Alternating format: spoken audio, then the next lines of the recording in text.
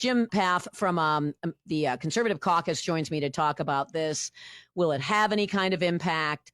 Some of the better and worse moments of the evening. Good to have you. Thank you for joining me again. Thanks for having me, Vicki. Yeah, I tell you this, J.D. Vance won hands down. I saw a Babylon Bee headline today that said that the Department of Justice has indicted J.D. Vance for severely beating 3 women. So, that's kind of reminiscent of the, that's satire, folks, by the way, if you're really serious. But that's kind of the sentiment I think that's out there. I think that is consistent, not just, Babylon Bee guys are kind of on the liberty-sided right, but I think everyone knows that J.D. Vance did very, very well. Will the impact be very long? Well, it's not typically the case for vice presidential debates, and that's probably ultimately the case here, except that I think the one thing it did that will have long-lasting effect is get rid of this narrative that the legacy media has been putting out there that J.D. Vance is this scary person who you got to watch out for. I think that narrative is gone. Anyone who saw the debate knows it's gone. And I think that is going to help J.D. Vance being a more effective spokesman in the next 34 days of the campaign. Yeah, I think Vance is an excellent surrogate for Trump. I do. I think Walz is a terrible surrogate for Harris, who is a terrible surrogate for herself.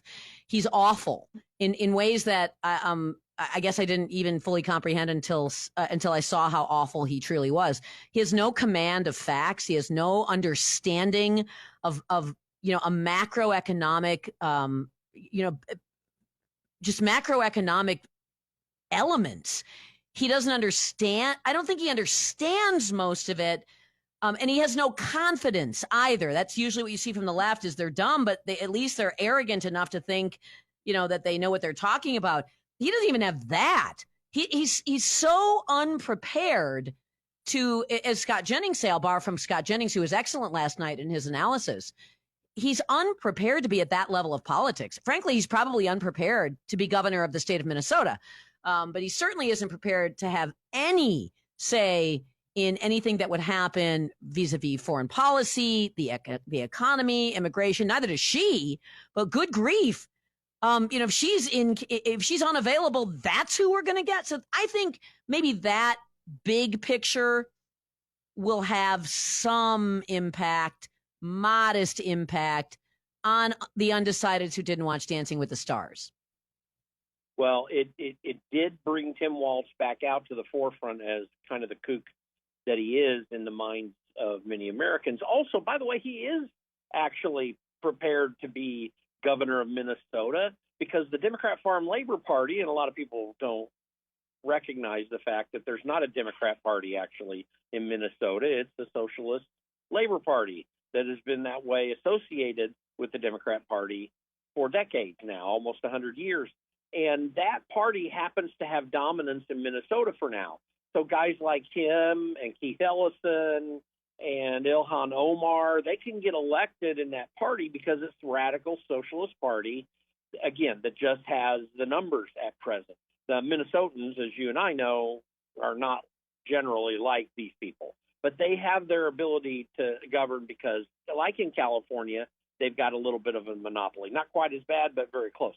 So he's totally consistent to play this, knee-jerk, I support unions and radical leftist policy because that's what all my people support and what they tell me to support. That's what he can do. What he can't do, and frankly, for the same reasons what Kamala Harris can't do, is to speak to the American people. Now, the degree to which that has a major impact on November 5th is still yet to be determined, but I really do believe it is going to be a solid impact. And I'm sorry I'm going a little long here, but I had a really good friend of my wife and myself that we've known for a lot of years who now works in some major journalism stuff. He was privately messaging me today talking about Trafalgar Group numbers and the fact that Trafalgar Group got it quite right in 2016. They had Trump winning when no one else would say it, or very few others. And they're coming back with those numbers now. Now, Trafalgar Group bombed in 2022. They miscalled it. but there really might be some reason to think that this could be, as I predict, a floor of 312 electoral votes and maybe more than that. All right, which was what I wanted to ask you about a state like Wisconsin. You got Trump. Donald Trump was in Waunakee, Wisconsin. That's Dane County. That's Madison, but it was not Madison proper, but right outside of Madison in Dane County. He's back in Wisconsin in Dodge County. He's in Wisconsin a lot. So when you see these poll numbers coming out of the Marquette Law School poll that say, he is a few points down in the margin of error, that we tend to look at that as a fairly accurate poll. But why would he spend so much time in Wisconsin? Because 3 or 4 points is hard to make up. I don't care who you are, it's hard to make up. So that says to me he's seeing something in Wisconsin that's not being reflected in numbers. The things that I hear as I talk to people who ever have access to polls that are the ones you don't say publicly always seem to indicate, and they're always kind of cloudy about it, but they always seem to indicate that Wisconsin and Michigan are actually doing much better than what you're seeing in national publicly released polls. I believe that to be the case, but more importantly, even if the polls are close, the dynamic is going to work in the upper Midwest. And this is why. Union people are pissed. They have had it up to their eyeballs with the Biden-Harris policies so far. These longshoremen that are on strike right now, I mean, the longshoreman guy, who actually sounds like a bit of a creep, but the guy who heads their union, he actually is friendly, or has been for many years, with Donald Trump. And I think that these guys, them, the UAW and the other trade unions, they're all sitting back saying, listen, we got a lot to deal with maybe in labor disputes and stuff like that. But here's the one thing. If the economy's doing great, we're doing great. And Kamala Harris ain't going to do it. I think there's going to be a very surprising and positive result for Donald Trump in the union culture as well as actual union members. And that means that the dynamic's working well in places like Wisconsin and even over in Michigan, Pennsylvania. I agree with you on that, and I think you're right on that. I think he could bury the needle on unions, and that guy is a creep. There's a long history of that fellow, and it's unpretty. But say something. One of the complaints of the longshoremen, right now they've got the U.S. economy over a barrel. Harris and Biden aren't going to do anything. They say that they're not going to enact Taft-Hartley for a cooling down period. So they've got a gun to everybody's head. They're extorting money at this point. But one of the demands from the longshoremen is don't automate us out of existence. Don't do what China did and automate us out of existence. And there's no reason to automate them out of existence. There really isn't. We have these AI server farms popping up all over the place, sucking up energy, causing prices to skyrocket, causing scarcity. And they employ 12 people. So Trump, I think, can bury the needle if he says, when I get elected, we are going to make sure that AI doesn't put, millions of American workers out of jobs just because these companies want 0.5% more in stock value. I think he could really, you want to talk about American workers, responding. I'm not sure how many of them are responding to the threat of AI, but a lot of them are. Say that to the Teamsters. They don't want to be automated out of their jobs. Say that to the UAW workers, the longshoremen, everybody. I think that's a winning message. And I think that could be worth, I don't know, 10, maybe 10,000 votes. Well, I think that particular message is obviously very important to longshoremen. So he needs to say something. I haven't studied too much closely what has happened in China with their automation processes in shipping, but their economy is doing poor. So I'm not so certain that it's making all the difference for them. Oh, it makes no difference. It doesn't help economies. It just puts people out of work. Yeah. That's all it does.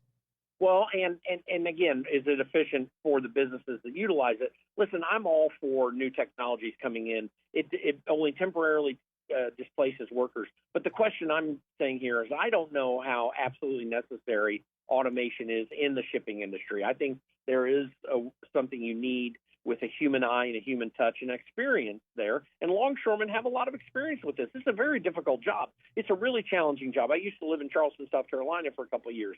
The guys that do it down there, it is amazing the work that they can do. But there's another factor in this longshoreman thing, which I think is bigger than that. That's big for the longshoreman. I don't want to take it away from it.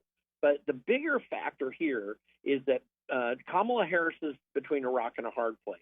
If she lets this thing get out of hand and it does start affecting the economy, which it will fairly soon, or at least noticeably so, then if she abandons them, then they're definitely not going to have anything to do with her, because she and Joe Biden have blown this off for months and months and months and could have resolved it. That's the first thing. If Biden invokes Taft-Hartley, that hurts her also, because those guys are not going to have anything to do with her.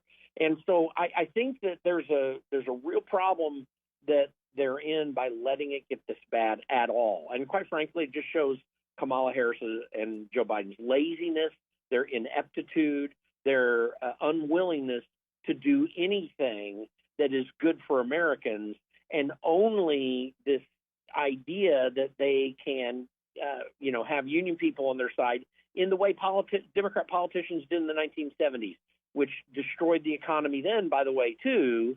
And there was a good middle way, which we have found since, and now they want to run back to the past, where it's constant strikes, and that's what they're going to do if they get in power. Kamala Harris gets in power. I think that it's not going to work for her, and I do believe that union people all over the country are going to be thinking very positively of Donald Trump, who they feel is one of them, even though he's a really wealthy guy. They feel he's one of them because he actually has treated union people well throughout his career, building buildings and stuff. So there you go.